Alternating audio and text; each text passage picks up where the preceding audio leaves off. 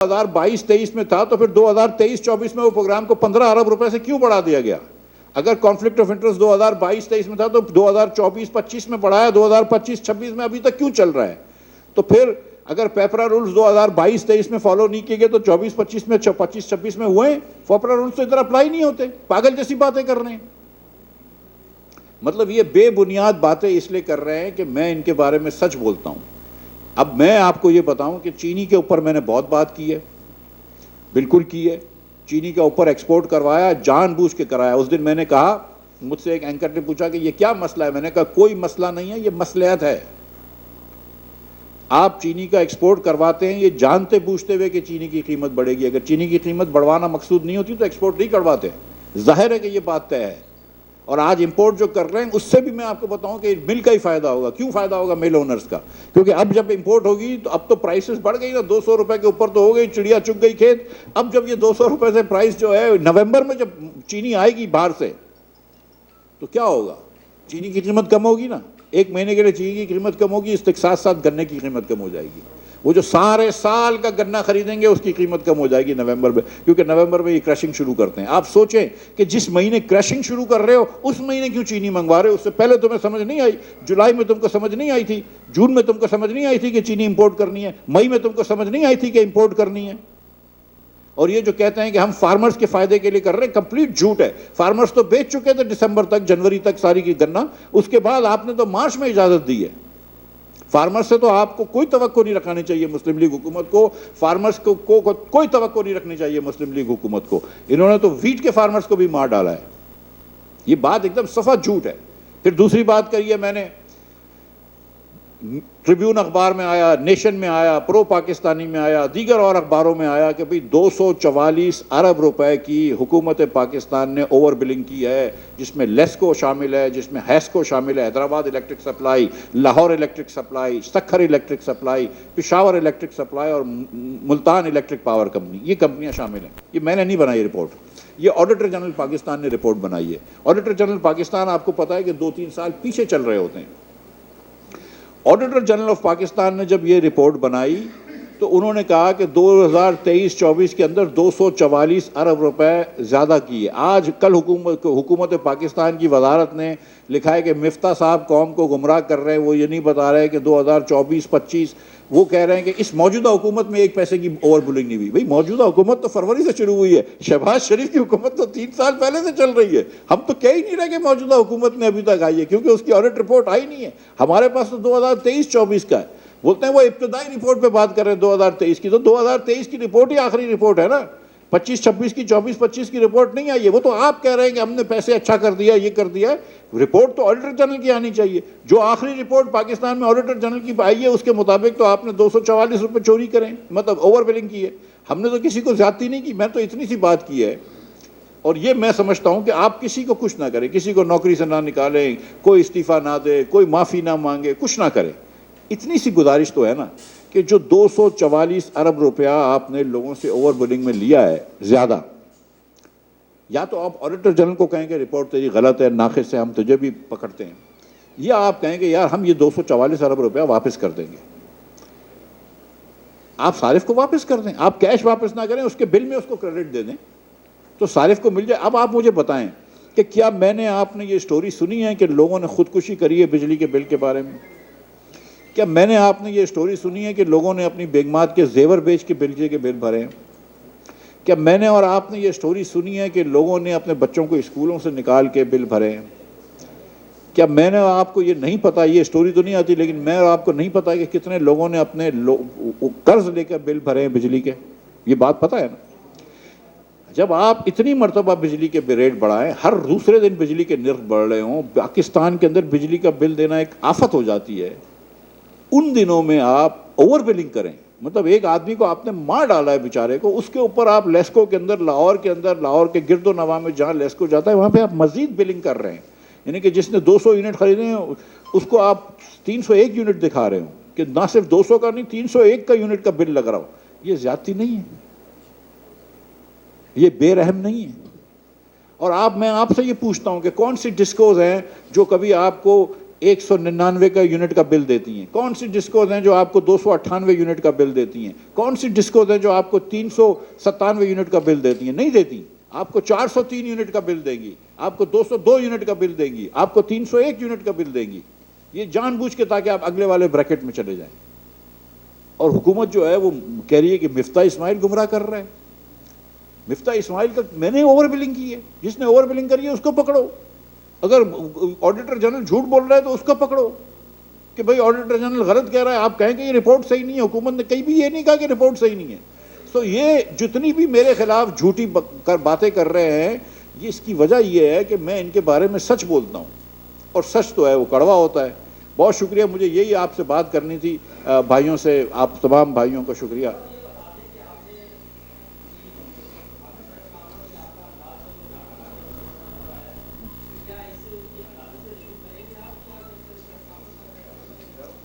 دیکھیے, میں نے یہ گزارش کی ہے کہ آپ, اور میں اب بالکل جارحانہ نہیں, ایک دم وہ کرتا ہوں, گزارش میں کرتا ہوں کہ اگر ان کے پاس کوئی میرے خلاف ثبوت ہے, جو کہ منطقی میں نے بتا دیا کہ ہے ہی نہیں, لیکن اگر کوئی ثبوت ہے تو وہ پیش کر دیں, اور اگر ثبوت نہیں ہے تو اخلاقی کام تو یہ ہے کہ وہ معافی مانگ لیں. اب مسئلہ یہ ہے کہ کیونکہ انہوں نے یہ سینٹ میں بات کی ہے تو سینٹ کو استثناء ہے, سینٹ میں کوئی بات کو بھی استثناء ہے, وہ جو مرضی بات کر سکتے ہیں. تو جب تک کہ طارق فضل چودھری صاحب اپنی یہ پریولیج نہیں یہ واپس لیتے, استثناء واپس نہیں لیتے, میں کیس نہیں کر سکوں گا, لیکن میں پھر بھی ان کو نوٹس ضرور بھیجوں گا. جی چاند میاں.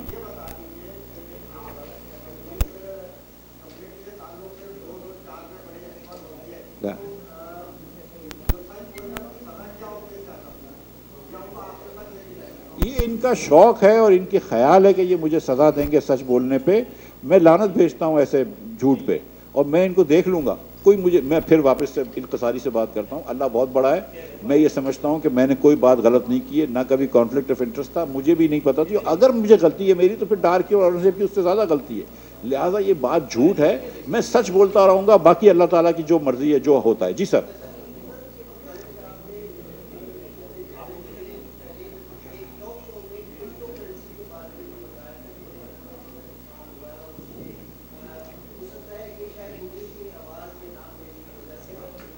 جی جی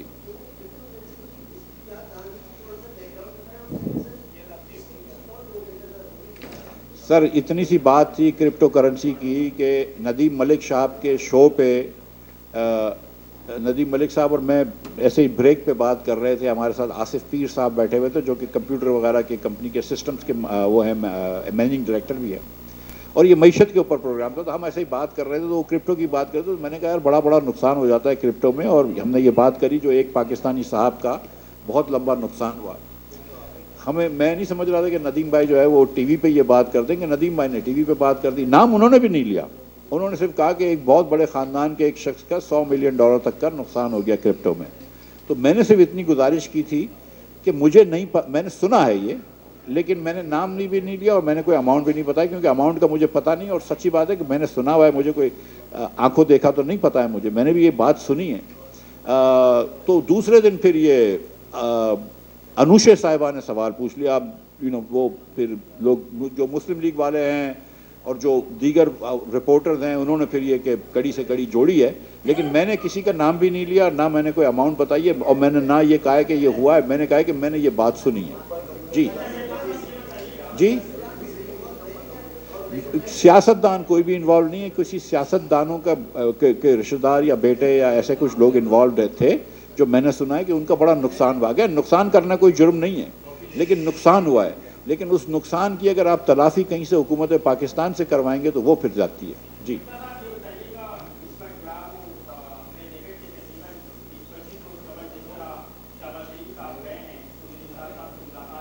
ہاں.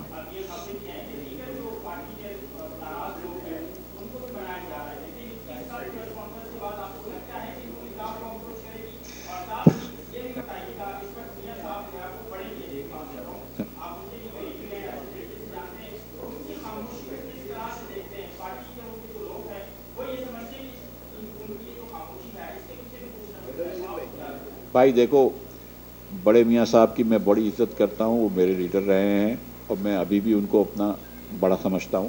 شہباز شریف صاحب کے ساتھ میں نے نوکری کری ہے، میں ان کے ماتحت لے کے کرا ہوں، ان کی بھی میں بڑی عزت کرتا ہوں اور ان کو بھی میں بڑا اچھا عزت سے بات کرتا ہوں، دیکھتا ہوں. کبھی میں نے آج تک کبھی بھی بدتمیزی سے ان کے بارے میں بات نہیں کری ہے، لیکن ہماری رائیں بالکل یکسر جدا ہو گئی ہیں.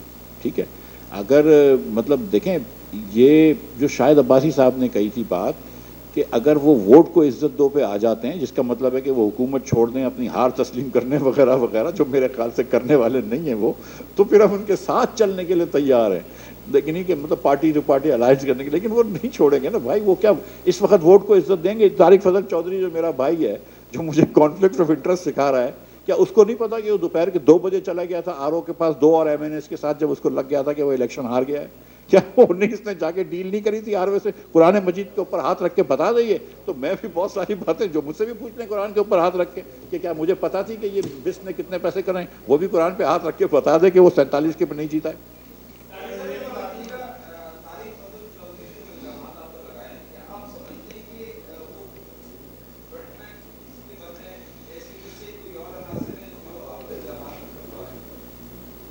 دیکھیے میں مسلم لیگ کو جانتا ہوں. آپ دیکھیے کہ بسٹ نے لکھ کے کیا دیا ہے. بسٹ نے لکھ کے دیا کہ یہ پروگرام جو ہے یہ اے ڈی بی اور آئی ایم ایف کے شرائط کے مطابق ہوا. یہ بسٹ نے لکھ کے دیا ہے، انہوں نے اس کا ذکر نہیں کیا اپنے وربل جواب میں. ٹھیک ہے، بسٹ نے لکھ کے دیا کہ یہ 2019 سے پروگرام شروع ہوا ہے، یہ انہوں نے جواب نہیں دیا. بسٹ کی بورڈ میٹنگ ہے کہ ہم نے یہ 2 سال پائلٹ کرنا ہے، پھر اکراس پاکستان کرنا ہے، یہ انہوں نے نہیں بتایا. انہوں نے یہ نہیں بتایا کہ اس کے بعد مفتاح کے سال میں اگر 15 ارب روپے بڑھیں تو اس کے بعد اگلے سال میں بھی 15 ارب روپے ڈالنے بڑھائیں، یہ نہیں بتایا. اس کے بعد 8 ارب روپے ڈالنے بڑھائیں، یہ نہیں بتایا. اس کے بعد 13 ارب روپے اورنگزیب نے بڑھائیں، یہ بھی نہیں بتایا. تو صرف ایک سال پہ فوکس کرنا. انوشے بی بی نے بالکل ڈار صاحب کے بارے میں کوئی بات نہیں کری، طارق فضل چودھری نے کوئی ڈار یا اورنگزیب کے بارے میں بات نہیں کری. تو یہ تو obviously بدگمانی ہے. لیکن دا فیکٹ از کہ جتنے یہ نیچے مطلب مسلم لیگ کی ہائرارکی میں طارق فضل چودھری تو بہت اوپر نہیں ہے نا. تو میرا نہیں خیال ہے کہ ان کے پاس یہ کوئی اتنی جرت ہے کہ وہ کوئی چیز کر دیں کسی سے بغیر پوچھے. اور انوشے بی بی کے سیاست کو بھی لوگ جانتے ہیں، تو میں وہ سمجھتا ہوں کہ وہ بھی کسی سے بغیر پوچھے یا کسی کے بغیر کہے وہ کوئی کام نہیں کریں گی. سر میری بات سنیں، میں آپ بھی اس کا جواب جانتے ہیں، میں بھی اس کا جواب جانتا ہوں. لیکن یہ ایک منٹ چاند نواز صاحب، ایک منٹ. اس کا جواب آپ بھی جانتے ہیں، اس کا جواب میں بھی جانتا ہوں. وہ کہتے ہیں نا کہ وہ بات جس نہیں ہاں، وہ کیا شعر ہے کہ وہ بات ان کو بڑی ناگوار گزری ہے. جو بات جس کا ذکر جو بات سارے فسانے میں جس کا ذکر نہ تھا، وہ بات ان کو بڑی ناگوار گزری ہے. تو میں بس اتنا کہہ کے جی چاند نواز صاحب سوال پوچھ رہے ہیں میرے. سر میری بات سنیں. دیکھیں ہم ایک اسلامی معاشرہ ہیں، ایک تہذیب دار معاشرہ ہیں. کبھی کبھی ہمارے سیاستدان ایک دوسرے کے اوپر جھوٹے الزام بھی لگاتے ہیں، کبھی کبھی سچے الزام بھی لگاتے ہیں، کبھی کبھار گالی گلوچ بھی دیتے ہیں. میں نے بھی کبھی غلطی کری ہوگی، لیکن میں کوشش کرتا ہوں کہ نہ گالی گلوچ کبھی کروں، نہ کبھی جھوٹے الزام لگاؤں، نہ کبھی سچے الزام بھی جو ہیں. کچھ چیزیں جو ہے نا وہ اللہ تعالیٰ کا بھی یہ حکم ہے کہ یہ کچھ چیزیں در پردہ ہونی چاہیے. جی ہاں، یہ بھی میں آپ کو بتا دوں کہ دیکھیں 35 ارب روپے 130 روپے سے اگر 200 روپے پرائز جاتی ہے تو 65 روپے کی قیمت بڑھ گئی. آپ 5 لاکھ ٹن بیچتے ہیں تو 65 روپے سے 5 لاکھ ٹن کر لیں اگر آپ، تو 37.5 ارب روپے کا ہر مہینے کا ٹیکہ لگ رہا ہے ہمارے پاکستان کے لوگوں کو. یہ مہینے کا خرچہ ہے پاکستان کے لوگوں کی جیب سے نکل کر اور شوگر ملوں کی جیب میں جا رہا ہے. ایک شوگر مل جو ہے اس نے 13 ارب روپے تک سالانہ پیسے کمائے. تو میں اس پہ اور مطلب یہ شوگر مل کا قصور نہیں ہے، یہ قصور حکومت پاکستان کا ہے. جی جی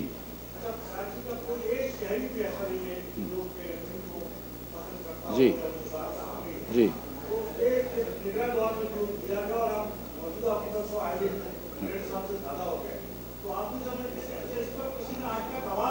جی جی ہاں جی انہوں نے بھی کوئی بات نہیں. دیکھیے ایک چاندنیا اگر اجازت دیں، ایک تو دیکھیں کہ الیکٹرک کو پہلے جب ان کو پرائیویٹائز کیا تھا تو 20 سال کا نہ صرف لائسنس تھا بلکہ ایکسکلوسیو لائسنس تھا کہ میں اور آپ اور کوئی تیسرا آدمی کراچی میں کام نہیں کر سکتا تھا بجلی میں ان کے علاوہ. میرا نہیں خیال ہے کہ اب جو لائسنس رینیو کیا اس میں یہ ایکسکلوسیوٹی ہے. اگر ایکسکلوسیوٹی ہے تو بہت غلط بات ہے، بالکل نہیں ہونا چاہیے. میں ابھی کرتا ہوں. اور یہ اگر لائسنس انہوں نے دیا، ایک یوٹیلٹی چل رہی ہے، اس کو لائسنس دینا تو کوئی اتنی بڑی بات نہیں ہے، لیکن ان کو کسی اور کمپنی کو بھی لائسنس اگر کوئی اپلائی کرے تو اس کو سنجیدگی سے سوچ کے دینا چاہیے کہ جہاں کمپٹیشن آ جائے. میرا اپنا ذاتی یہ خیال ہے کہ الیکٹرک اگر آدھے کراچی کو سپلائی کر رہی ہو اور آدھے کراچی کو کوئی اور کمپنی سپلائی کر رہی ہو، اور یہ صرف کراچی کے لیے نہیں، لاہور میں بھی ایسا ہونا چاہیے، ملتان میں، پشاور میں، فیصل آباد میں، کوئٹہ وغیرہ کے اندر، حیدرآباد میں، کہ کراچی کے آدھے کراچی کو لیس سے کہ آپ لیاری ندی پہ کاٹ دیتے ہیں یا ایم اے جناح روڈ پہ کاٹ دیتے ہیں، جس طرح ہم لوگ کراچی کو آپس میں ڈیوائڈ کرتے ہیں، تو ایک طرف ایک کمپنی کر رہی ہو، ایک طرف ایک کمپنی کر رہی ہو، بیچ کے ایریا میں دونوں کر رہے ہوں. وہ جو دونوں جہاں پہ کر رہے ہوں گے نا، وہاں آپ پرائس ڈسکوری کر لیں گے کہ کیا صحیح پرائس ہے، کیونکہ وہاں کمپٹیشن ہو جائے گا. ورنہ تو کہ الیکٹرک کی مناپلی آپ کچھ بھی نہیں کر سکتے. پھر آپ کو آہستہ آہستہ پتہ چل جائے گا کہ یار جو لوگ ہیں وہ نئی کے الیکٹرک سے زیادہ پسند کرتے ہیں یا پرانی کے الیکٹرک زیادہ پسند کرتے ہیں، تو اس سے آپ جو ہے وہ بہتر کر سکتے ہیں.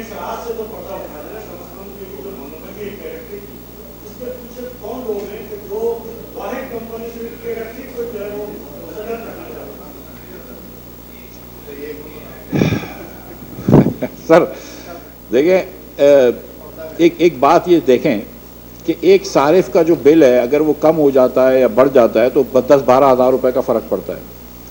لیکن کمپنیوں کو، جیسے میں نے آپ سے گزارش کری کہ یہ لاہور الیکٹرک سپلائی اور ملتان وغیرہ نے جو کیا ہے، یہ 244 ارب روپیہ ایک سال میں، یعنی کہ مہینے کا 20 ارب سے زیادہ، رائٹ. ان کو 20 ارب روپیہ مہینے کا فرق پڑتا ہے، آپ کو 12,000 روپے مہینے کا فرق پڑتا ہے. تو آپ تو ایک ٹکٹ کٹا کے اسلام آباد بھی نہیں جا سکتے نیپرا سے بات کرنے، لیکن جس کو 20 ارب روپے کا فرق پڑتا ہے وہ تو جا سکتا ہے نا.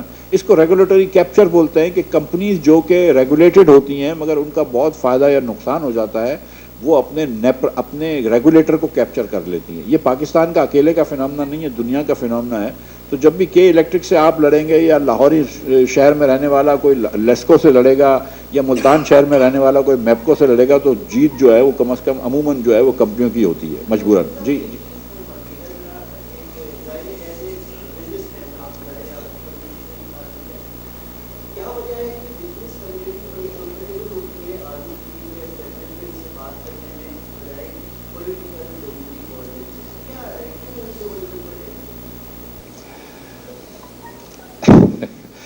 دیکھیں، یہ اس بار کا مثال لے لیجئے.